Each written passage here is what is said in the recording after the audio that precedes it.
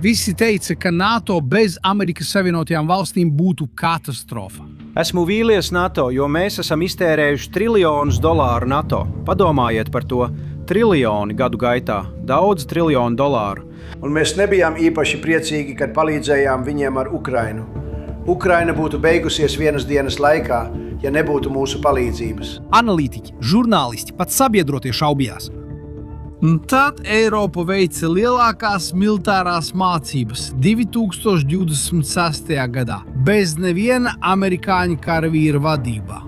Un tas darbojas labāk nekā jebkas, ko Putins spējētu šodien izveidot. Tas nav viedoklis, tas ir tas, kas notika Baltijā šī gada janvārī un februārī.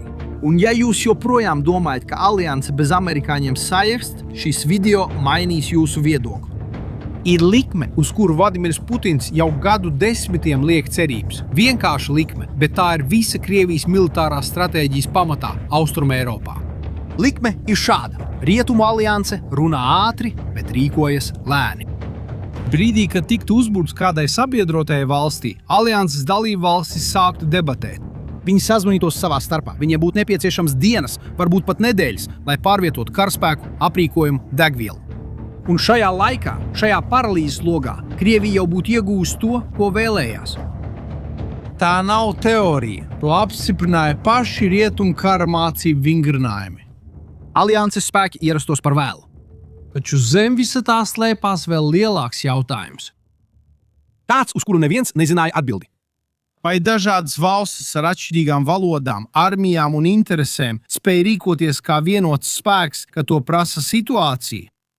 Šis jautājums palika neatbildēts gadu desmitiem, taču 2026. gadā šis pieņēmums tika pārbaudīts.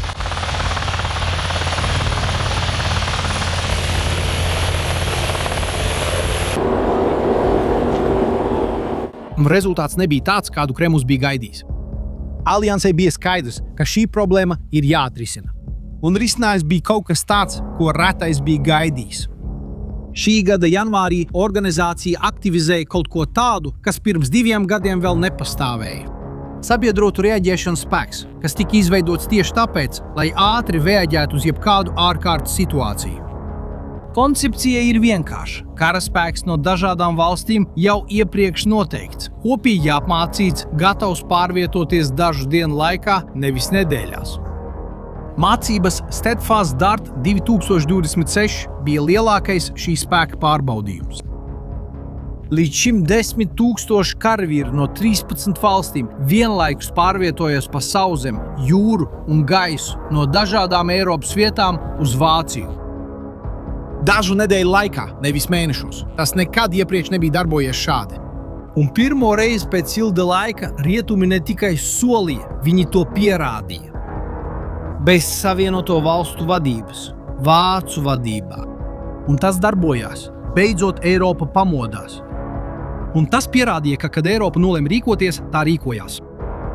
Vācijas aizsardzības ministrs personīgi uzraudzīja manevrus. Viņa paziņojums bija īss un tiešs. Alianse ir vienota un gatava rīcībai. Tā nebija runa, tas bija tas, ko viņš redzēja savām acīm. Taču mācības atklāja kaut ko tādu, ko neviens oficiāls paziņojums pasaulē nebija licis gaidīt. Mēģiniet uzminēt, kas notika tālāk. 20. februāris 2026. gads. Baltijas jūra, -5 grādi, sniegputenis, spēcīgs vējš. Apstākļi, kas apturētu jebkuras mazāk sagatavotas vienības darbību. No Turcijas kara kuģa Anadolu klāja pacēlās drons. Tas lidoja pāri aizsalušajai jūrai. Tas atrada mērķi. Tas palaida 2 augstas precizitātes raķetītes. Trāpīja. Un autonomi nolaidās atpakaļ uz kuģa bez palīdzības. Izskatās vienkārši, bet tā nav.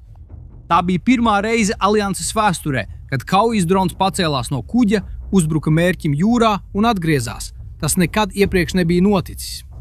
Un tieši Turcija uzrakstīja šo nodaļu, nevis Amerikas Savienotās valstis, nevis apvienotā karaliste. Turcija ar valstī izstrādātu tehnoloģiju Baltijas jūrā pie pašām Krievijas durvīm. Un tam ir sekas, kas sniedzas tālāk par simboliku.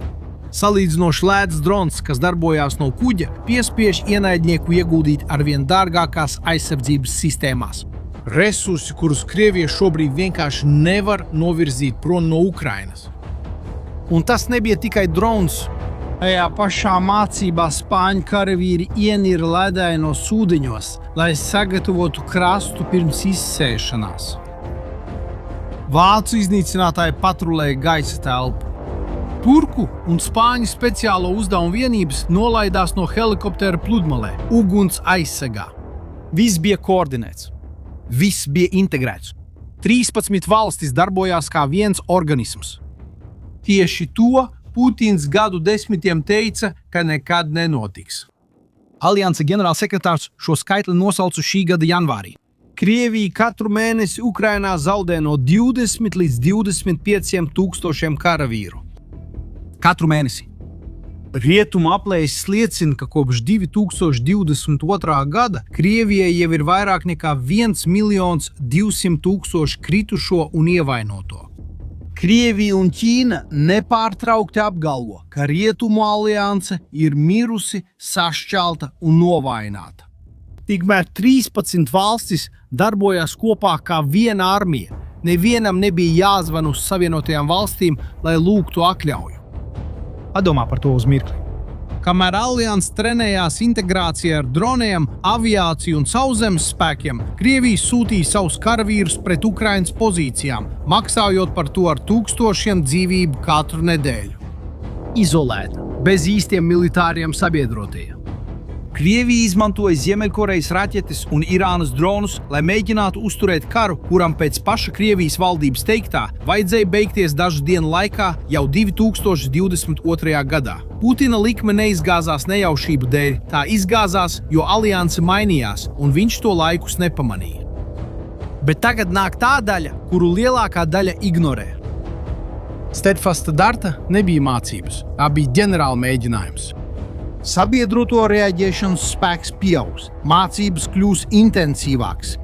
Alianse negatavojas tikai vienam scenārijam. Tā gatavojas visiem scenārijiem. Eiropa, kas 100% bija atkarīga no Savienotajām valstīm savas aizsardzības nodrošināšanai, kļūs par vēsturi. Ne tāpēc, ka amerikāņi būtu aizgājuši. Viņi joprojām ir lielākais alianses balsts. Bet tāpēc, ka Eiropa beidzot nolēma nepaļauties tikai uz viņiem. Tieši no tā Putins visvairāk baidījās. Nevis no Savienoto valstu vadītas alianses, no alianses, kas darbojas arī bez viņiem. Un atbild uz to jautājumu, kas gadu desmitiem palika neatbildēts. Vai dažādas valstis spēja rīkoties kā viena? Atbilde, vismaz pagaidām, ir jā. Un 2026. gada februārī Baltijas jūrā sniegputenī un -5 grādos šī alianse pirmo reizi pastāvēja. Tagad es gribu zināt, ko tu domā. Tavā prātā, vai Eiropa jau ir gatava aizstāvēt sevi pati? Vai arī tā joprojām pārāk daudz ir atkarīga no Amerikas Savienotajām valstīm? Atstājiet komentāros. Šī ir viena no svarīgākajām diskusijām mūsdienu ģeopolitikā. Un to cilvēku viedoklim, kuri seko kanālam, ir nozīme. Un ja šis video paplašināja tavu redzējumu par to, kas notiek Eiropā, padalies ar kādu, kam tas jāredz. Un ja tu vēl neesi abonējis kanālu, šis ir īstais brīdis. Vēl daudz kas interesants nāk. Uz tikšanos nākamajā reizē!